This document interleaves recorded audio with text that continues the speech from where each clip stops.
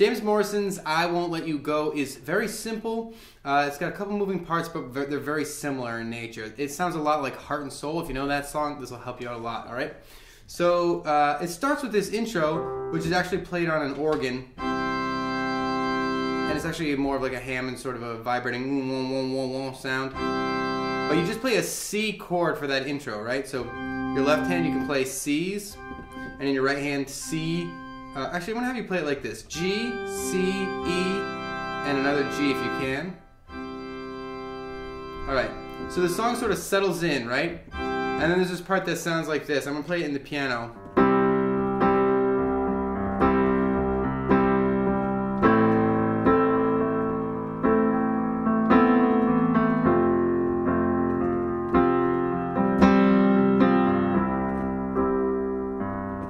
Okay, so that's basically the loop. If you know Stand By Me by Benny King, it's the same loop there. Boom, boom, boom, boom. Well, not the same, but the chorus is the same. All right, so that loop right there, the verse loop is a C. So in your left hand, you're going to play C's. And in your right hand, you're going to play G, C, E, and G, if you can reach that second G.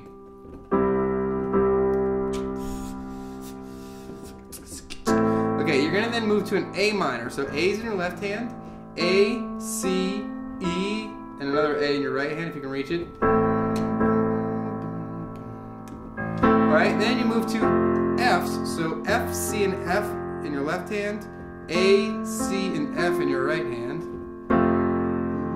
4, 5, 6, 7, 8. And then you get back to that C chord. C's in your left hand. G, C, E, another G if you can reach it. Alright? So it's a pretty simple chord. It's C, A minor, F, C. And you play that loop twice, okay? And it's played kind of slowly. 2, 3, 4. 1, 2, 3, 4, 5, 6, 7, 8. 1, 2, 3, 4, 5, 6, 7, 8. So the progression moves along a little bit slowly, alright? So after you play through it twice, you're going to move into the chorus. Now the chorus, the first time you play it, you're just going to play it once through, and the loop is like this. It's going to sound very similar.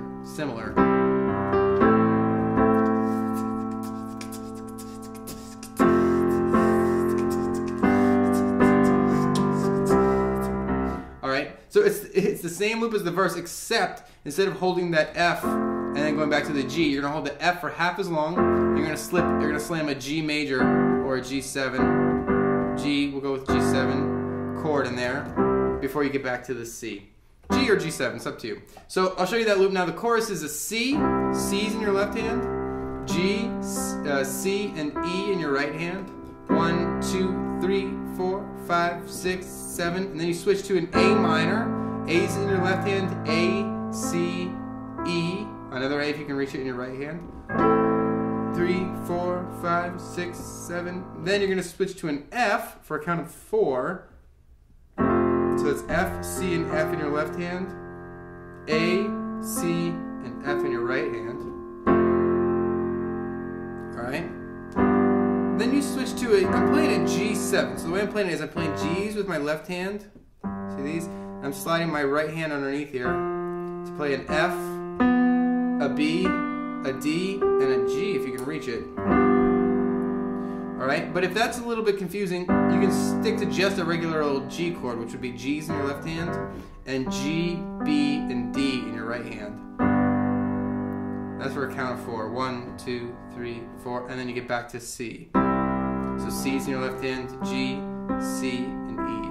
So the first time through the chorus, you just play that loop once. The second time, you play it through twice. So I'll loop it here just as a refresher and to show you the second time you play it. So C, 3, 4, 5, 6, 7, 8, A minor, 3, 4, 5, 6, 7, 8, F, 2, 3, 4, G, 2, 3, 4, C, 2, 3, 4, 5, 6, 7, 8. Alright, so that's the chorus. You're going to play through the verse and the chorus, and then you're going to get to, you're going to do that, a verse, chorus, chorus. You're going to get to a bridge. The bridge sounds like this.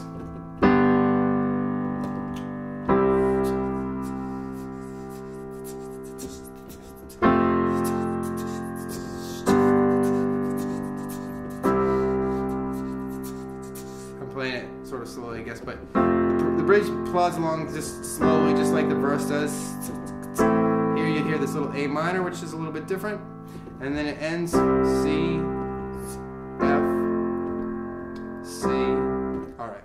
So I'm going to try and put that, slow that down for you a little bit. You got first the A minor. So A, E, and A in your left hand. C, E, and A in your right hand. 1, 2, 3, 4. G, you move to G's then. Okay, so G, D, and G in your left hand.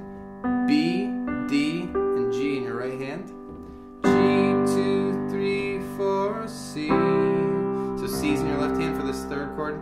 G, C, E, another G if you can reach it in your right hand. 2, 3, 4, 5, 6, 7, 8. Okay, then you're going to move to F. So F, C, and F in your left hand. A, C, and F in your right hand. F, 2, 3, 4, and then G. So it's G, D, and G in your left hand. B, D, and G in your right hand.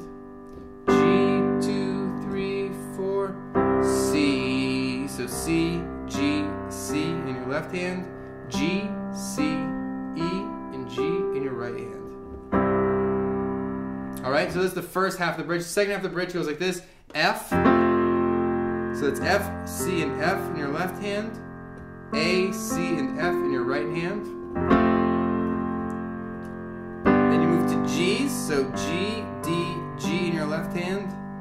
B, D, and G in your right hand. 2, 3, 4, A minor.